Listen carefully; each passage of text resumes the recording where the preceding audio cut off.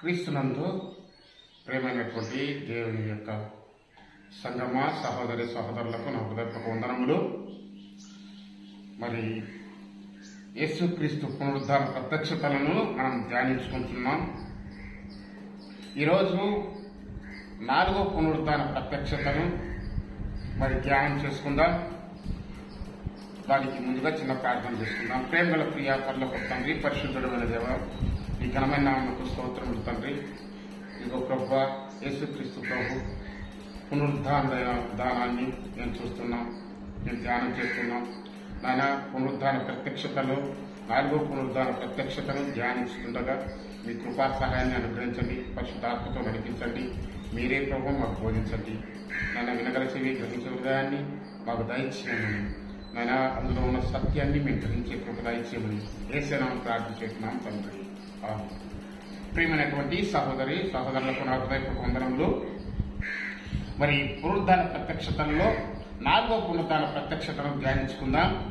యోహాను సువార్త 20వ అధ్యాయము 19 నుంచి 23 వచనాల్లో మనము యేసుక్రీస్తు ప్రభు యొక్క పునరుద్ధాన ప్రత్యక్షతను మనము ధ్యానించుకుందాం. ఇది 4వ పునరుద్ధాన ప్రత్యక్షత. ఇది ఎప్పుడు జరిగింది అంటే, 4వ పునరుద్ధాన ప్రత్యక్షత ఎప్పుడు అంటే ఆదివారము సాయంకాలమున జరిగింది. ఎక్కడ అంటే యెరూషలేములో మేడగదిలో. 4వ పునరుద్ధాన ప్రత్యక్షత ఎక్కడ జరిగింది అంటే యెరూషలేము మేడగదిలో. ఎంతమందికి కనపడ్డాడు అంటే 10 మంది శిష్యులకు. 4వ పునరుద్ధాన ప్రత్యక్షత ఆదివారం సాయంకాలమున జరిగింది. దానికి రెఫరెన్స్ యోహాను సువార్త 20వ అధ్యాయము 19 నుంచి 23 వచనాలను మనం చూసినప్పుడు చూస్తాం. ఇక్కడ 19వ వచనంలో ఆదివారము సాయంకాలమున శిష్యులు యూదులకు భయపడి అనేది వచనంతో ప్రారంభమవుతుంది. కాబట్టి ఆదివారం సాయంకాలము జరిగింది. 10 మంది శిష్యులకు కనపడ్డాడు అంటున్నాం.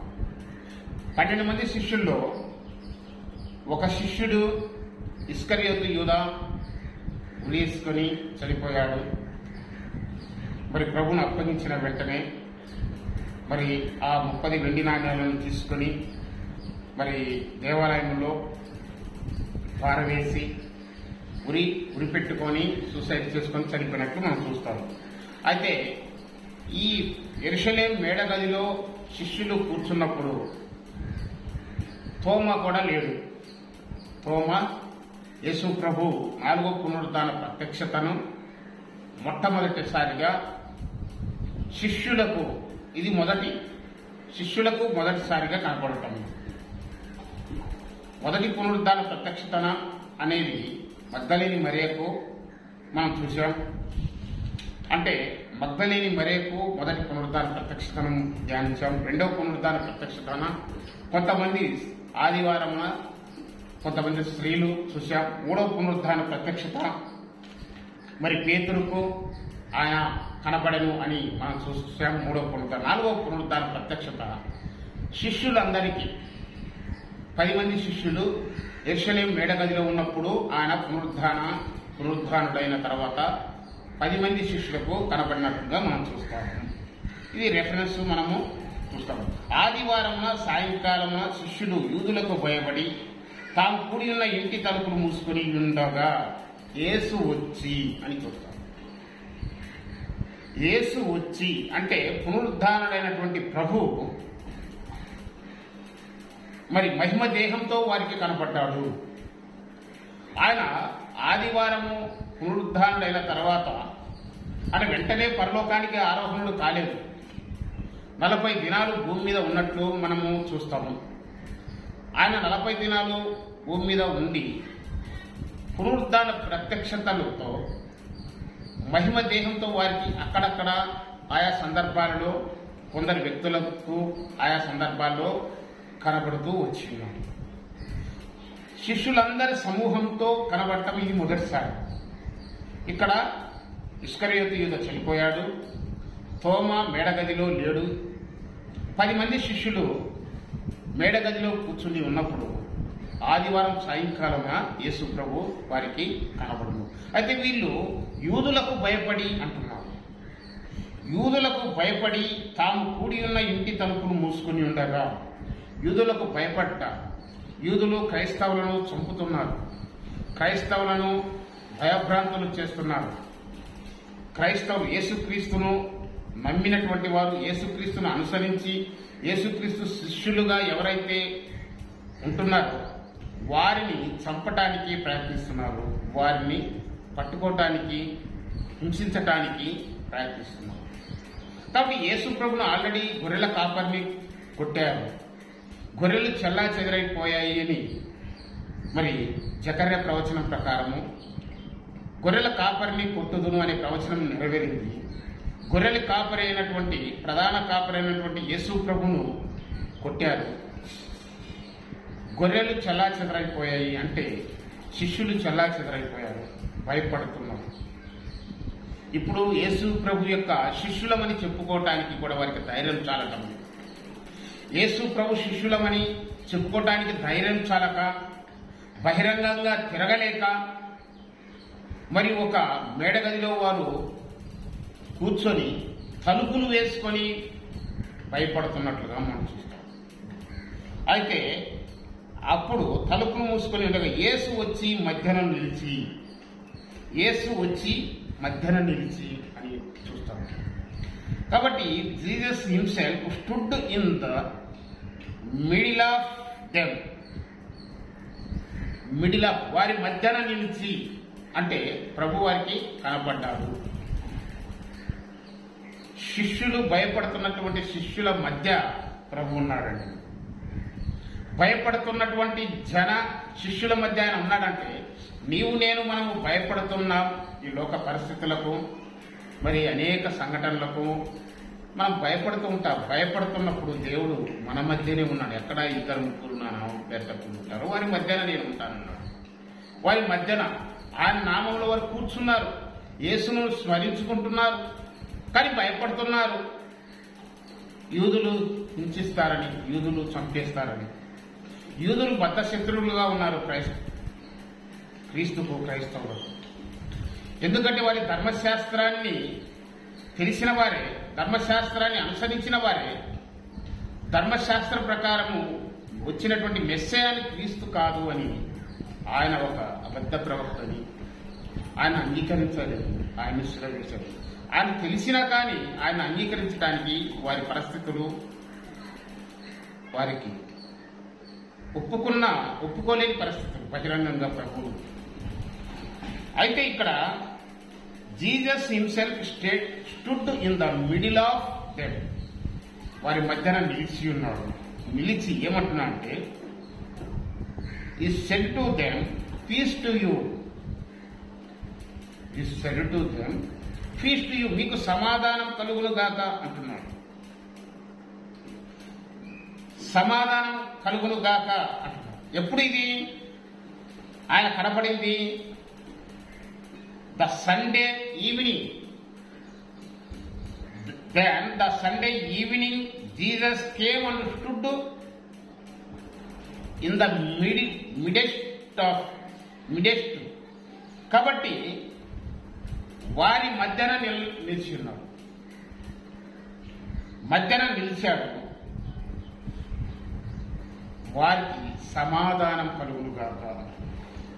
కాబట్టి దేవుని వాక్యము యోహాను సువార్త 20:19 ఆదివారం సాయంకాలమున శిష్యులు యూదులకు భయపడి అనింది. Then the same day to evening అంది. కాబట్టి ఈవినింగ్ అంటే సేమ్ డే అంటే అని ఇంగ్లీష్ బైబిల్లో ఉంటుంది. The same day to evening అంటే సేమ్ డే అంటే సండే ఆయన లేచాడు కాబట్టి సండే ఈవినింగ్ కాబట్టి ఈ పునరుద్ధాన ప్రత్యక్షత ఆదివారం సాయంకాలమున జరిగింది. అది యేసు ప్రభు ఏమంటున్నాడు? Jesus said to them peace be with you, మీకు సమాధానం కలుగునుగాక అంటున్నాడు. ఇక్కడ మీకు సమాధానం కలుగునుగాక అని వారితో చెప్పెను.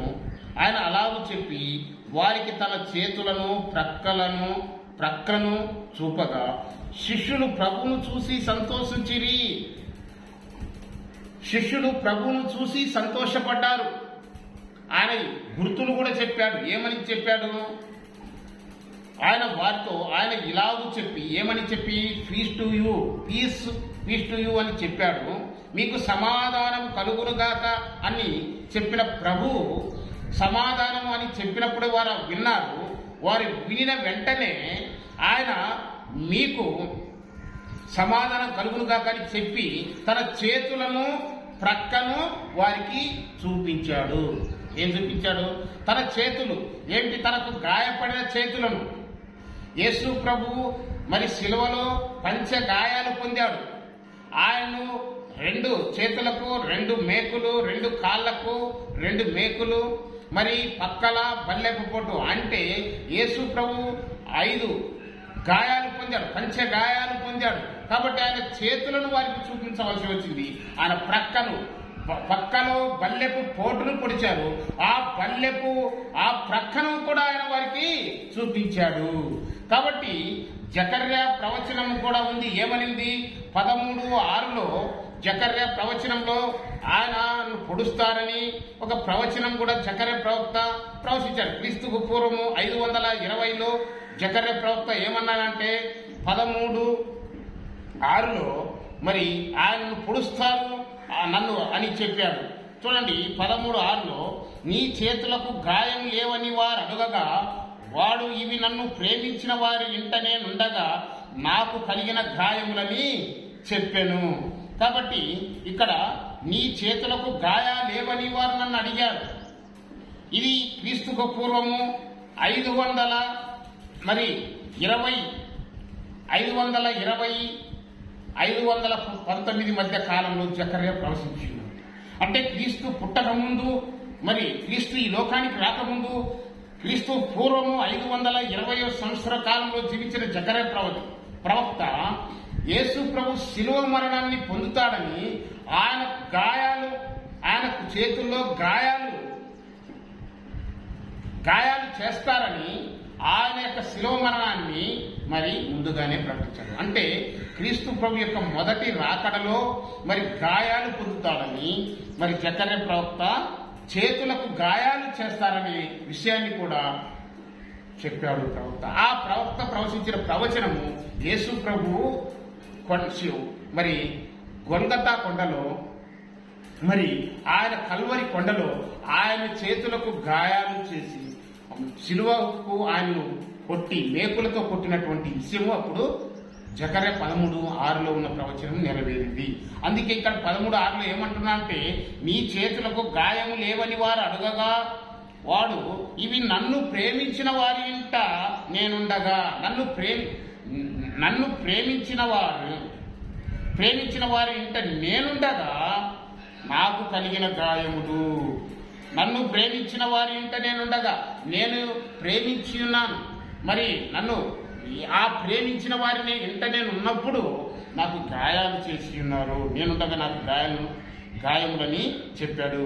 కాబట్టి యేసు ప్రభును గాయపరిచాడు. అందుకే ఆయన పునరుద్ధానుడు అయిన తర్వాత కూడా ఆయన మరి మేడగదిలో ఉన్న 10 మంది శిష్యులకు ఆయన మరి కనపరుచుకునేటప్పుడు ఏమంటున్నాడంటే ఆయన చేతులు చూపించాడు. అందుకే Jesus showed him his hands and his side. ఆయన ఏం చూపించాడు? జీసస్ షోడ్ అంటే షోడ్ హిమ్ హిజ్ హ్యాండ్స్, 2 చేతులను, అండ్ హిజ్ సైడ్ ఆయన ప్రక్కను చూపాడు. Then disciples were glad. అప్పుడు శిష్యులు సంతోషించారు. When they saw the Lord. ఎప్పుడు disciples were glad when the saw the Lord. ఆయన ప్రభువును చూసినప్పుడు ఆయన సంతోషించారు. డిసైపుల్స్ శిష్యులు యేసు ప్రభువును చూసినప్పుడు ఆయన ప్రక్కలో గాయాన్ని చూసి, ఆయన 2 చేతులలో ఉన్న గాయాలను చూసినప్పుడు వారు సంతోషించి ఆనందించారు. అంటే ప్రభువు వారికి కనపరుచుకున్నాడు. పునరుద్ధానుడైనటువంటి ప్రభువు 10 మంది శిష్యులకు ఇక్కడ కనపరుచుకున్నాడు. కనపరుచుకోవటం మరి పునరుద్ధాన ప్రత్యక్షత, 4వ పునరుద్ధాన ప్రత్యక్షత. అయితే ఇప్పుడు ఈయన యేసు ప్రభు మరి మనందరి కోసము గాయం పొందాడు. గాయాలను చూసి వాళ్ళు నమ్మారు. ఆయనను 10 మంది శిష్యులు నమ్మారు. ఇక్కడ తోమా లేడు. 4వ పునరుద్ధాన ప్రత్యక్షతలో యెరూషలేములో తోమా మరలా ఒకసారి ఈ విషయాన్ని తోమాకు చెప్తారు. ఎప్పుడు 24 మత్తయి యోహాను సువార్త 20వ అధ్యాయము 24, 25 వచనాల్లో మరలా యేసు ప్రభు చూశామని తోమాకు చెప్తారు. యేసు ప్రభు మాకు కనపడ్డాడని తోమాకు తర్వాత చెప్తారు. అప్పుడు తోమా అంటాడు, దిదుమానబడిన తోమా వారితో లేకపోయాను అని ఉంటుంది ఆ వచనంలో. యేసు ప్రభు పునరుద్ధానుడై శిష్యులకు మేడగదిలో కనబడినప్పుడు తోమా లేడు. తోమాకు మేము ప్రభువును చూశామని మిగతా శిష్యులు 10 మంది శిష్యులు తోమాకు చెప్పినప్పుడు తోమా దిదుమానబడిన తోమా ఏమంటా అంటే, నేను నమ్మను, మేము ప్రభువును చూసిద్దామని అతనితో చెప్తాను. నేను ఆయన చేతులలో మేకుల గుర్తును చూసి నా వేలు ఆ మేకు గుర్తులో పెట్టి నా చెయ్యి ఆయన ప్రక్కలో ఉంచితేనే గాని నేను నమ్మనని చెప్తాడు. కాబట్టి ప్రభు ఇక్కడ శిష్యులు 10 మంది శిష్యులకే కనపడ్డాడు అనేది మనకు తెలుస్తుంది. తోమా లేడు. తోమాకు వారు చెప్పినప్పుడు తోమా, నేను ఆ గుర్తులు మీరు గుర్తులైతే చూశారు కానీ మరి రెండు చేతుల గాయాలు చూశారు, ప్రక్కలో ఉన్న గాయాన్ని చూశారు కానీ నేనైతే నా చేతులతో తాకి ఆయన చేతులలో మేకుల గుర్తులు చూసి నా చెయ్యి నా వేలు ఆ మేకుల గుర్తులో పెట్టి చూస్తేనే నేను నమ్ముతానని వారితో వాదించి ఉన్నాడు. కాబట్టి ఇక్కడ యేసు ప్రభు వారికి కనబడ్డాడు. వారు సంతోషించిరి అని 21వ వచనంలో అప్పుడు యేసు మరలా మీకు సమాధానం కలుగును గాక అన్నాడు. వాళ్ళు చూసి నమ్మి సంతోషపడిన తర్వాత కూడా ప్రభు మరలా మీకు సమాధానం కలుగును గాక అంటున్నాడు. Jesus said to them, peace be with you, మీకు సమాధానం కలుగును. మీకు సమాధానం అని 2 times ఇది రెండోసారి చెప్పాడు. అంటే సమాధానకర్త అయిన దేవుడు. మరి హెబ్రీ పత్రిక 7:3లో చెప్పబడినట్లు ఆయన షాలేము రాజు మన దేవుడు. మన ప్రభు అయినటువంటి యేసుక్రీస్తు షాలేము రాజు. షాలేము అనేదానికి సమాధానపు రాజు.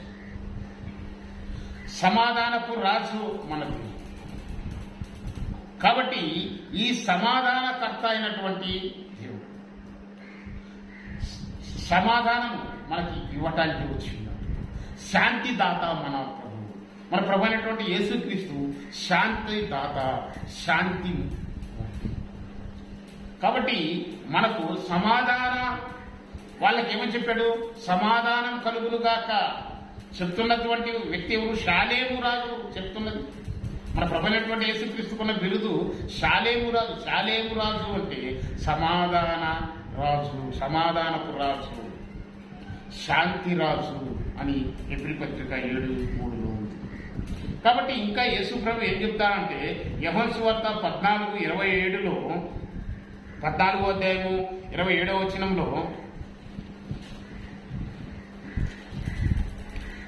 శాంతిని మీకు అనుగ్రహించ వెళ్ళుచున్నాను, నా శాంతిని మీకు అనుగ్రహించ వెళ్ళుచున్నాను, నా శాంతినే మీకు అనుగ్రహించుచున్నాను అంటారు. శాంతిని మీకు అనుగ్రహించి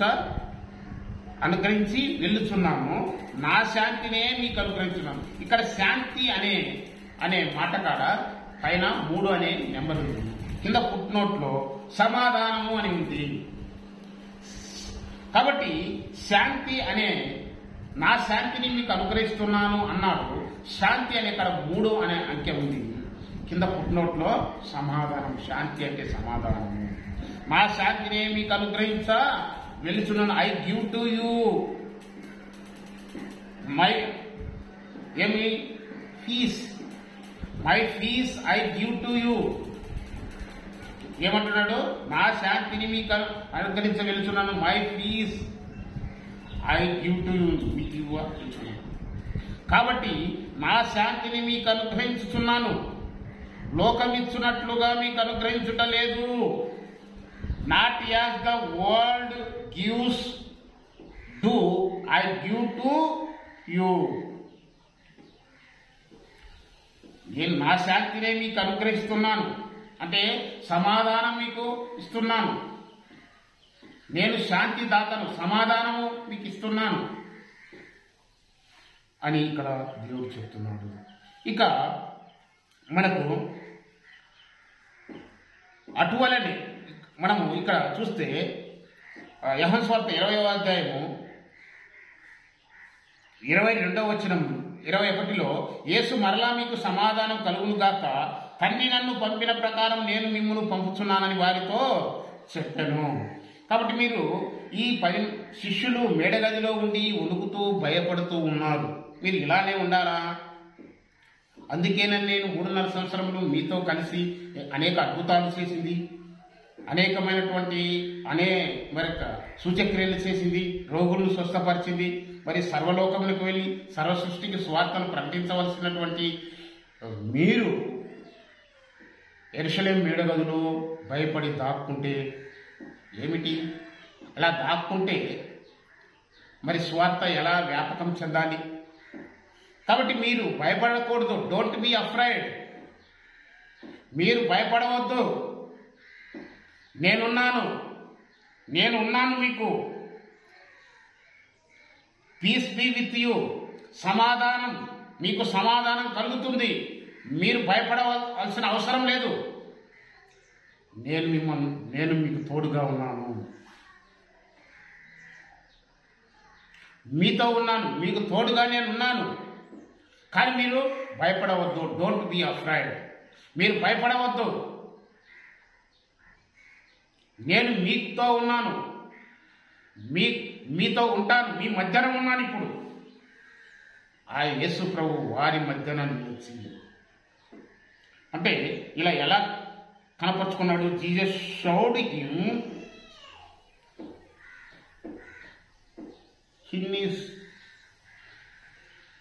ఇన్ హిస్ మిడిల్లో వారికి కనపడ్డాడు. In the midst. కాబట్టి వారి మధ్యన నిలబడ్డాడు, వారికి కనబడ్డాడు. కాబట్టి వారితో ఉన్నాడు. వారు భయపడాల్సిన అవసరం లేదు. ఇప్పుడు తండ్రి నన్ను పంపిన ప్రకారము నేను మిమ్మల్ని పంపుతున్నాను. మిమ్మల్ని పంపాలని నేను ఇక్కడ మీకు కనపడుతున్నాను. తండ్రి నన్ను పంపిన ప్రకారం నేను మిమ్మల్ని పంపుతున్నాను. యేసుక్రీస్తు ప్రభు తండ్రి పంపినటువంటి దేవుడు. ఆయన అపోస్తులుడు అంటే పంపబడినవాడు. అపోస్తులుడు అంటే గ్రీకు భాషలో అపోస్తల అంటే పంపబడినవాడు. తండ్రి చేత పంపబడినవాడు యేసుక్రీస్తు. యేసుక్రీస్తు చేత పంపబడిన వారు అపోస్తలులు. కాబట్టి అపోస్తలులు యేసుక్రీస్తు చేత పంపబడుతున్నారు, సర్వలోకానికి పంపబడుతున్నారు. కాబట్టి వాళ్ళు అపోస్తలులు. అపోస్తలుడు అంటే పంపబడినవాడు, యేసుక్రీస్తు చేత పంపబడిన. కాబట్టి అపోస్తలుడు అని శిష్యులకు బిరుదు దేవుడు. కాబట్టి ఇక్కడ నేను మిమ్మల్ని పంపుతున్నానని వారితో చెప్పాను. మిమ్మల్ని పంపుతున్నాను. ఇక 20 ఆయన ఈ మాట చెప్పి వారి మీద ఊది పరిశుద్ధాత్మను పొందుడి. ఏమంటున్నాడు? He breathed on them, received in the Holy Spirit. Yesu ప్రభు వారిని పంపేటప్పుడు ఏం చేస్తున్నాడు? మేడగదిలోనే మీరు కూర్చోకూడదు, మీరు వెళ్ళాలి. నేను ఇక్కడ మీకు కనబడింది ఎందుకంటే పునరుద్ధరణ, నేను ఆరోహణలు కాకుండా మీకు 40 దినాలు భూమి మీదనే ఉంటూ మీకు అక్కడక్కడ కనపడుతున్నా. ప్రభు ఉద్దేశం ఏంటి? అక్కడక్కడ వారికి కనబడటము, వారికి ధైర్యాన్ని కొలపాలి, వారిని పంపాలి. పంపే ముందు వారిని ఏమంటున్నా అంటే, తండ్రి నన్ను పంపిన ప్రకారం నేను మిమ్మల్ని పంపుతున్నానని చెప్పి ప్రభువు ఆయన పరిశుద్ధాత్మను ఊది, ఇక్కడ ఏమనిందంటే ఆయన ఈ మాట చెప్పి వారి మీద ఊది పరిశుద్ధాత్మను పొందుడి అంటున్నాడు. He breathed on them, received the Holy Spirit. Received the Holy Spirit. ఆయన ఊది పరిశుద్ధాత్మను పొందుడి అని చెప్పి ఈయన యేసుక్రీస్తు ప్రభు పరిశుద్ధాత్మను వారి మీద ఊదినప్పుడు పరిశుద్ధాత్మను పొందమని చెప్పినాడు. ఆల్రెడీ పెంతెకొస్తు దినాన మరి పరిశుద్ధాత్మ దేవుడు పేతురుకు ప్రసంగంతో వస్తారు. కాబట్టి ముందుగా ప్రభు పరిశుద్ధాత్మ దేవుణ్ణి వారికి పొందుకోమని చెప్పింది. ఆ రోజు పరిశుద్ధాత్మ పెంతెకొస్తు రోజు పరిశుద్ధాత్మ దేవుడు దిగి వచ్చి ఇంకా వారిని సర్వసత్యంలోనికి నడిపిస్తారు. వారు సత్యమందు మరి ఒకసారి అప్పుడు వచ్చాడు కదా, ఇప్పుడు పరిశుద్ధాత్మను దేవుడు ముందుగానే ఇచ్చాడా అని ఆలోచనలో తర్జన భర్జన కాదు. పరిశుద్ధాత్మ దేవుడు ఎప్పుడు మనతో ఉంటాడు. దేవుడు వెళ్ళినంత వారితో లేనప్పుడు పరిశుద్ధాత్మ దేవుడు అని ప్రత్యేకంగా పెంతెకొస్తు రోజు పరిశుద్ధాత్మతో వాళ్ళందరూ నింపబడ్డారు అనేది మనం పరిశుద్ధాత్మ దేవుణ్ణి మనం కలిగి ఉన్నాం. దేవుని ద్వారా కుమారుని ద్వారా మనం పొంది ఉన్నాం. ఇక్కడ 23వ వచనంలో మీరు ఎవరి పాపములు క్షమింతురో అవి వారికి క్షమింపబడను, ఎవరి పాపములు నిలిచియుండనిత్తురో అవి నిలిచియుండని వారితో చెప్పాను. కాబట్టి మీరు ఎవరి పాపాలను నిలిచియుండనిత్తురో అవి మీరు క్షమించాలి. మానవుడు క్షమించడు, దేవుని చేత క్షమించబడాలని కోరుకుంటాడు, తోటి మానవులను క్షమించాడు. పరలోక ప్రార్థనలో దేవుడు నేర్పిన మా రుణస్థులను మేము క్షమించిన ప్రకారం మా రుణమును క్షమించాం. కాబట్టి మమ్మల్ని మా రుణస్థులు మేము క్షమించిన ప్రకారం మమ్మల్ని క్షమించు. మనము క్షమించాలి.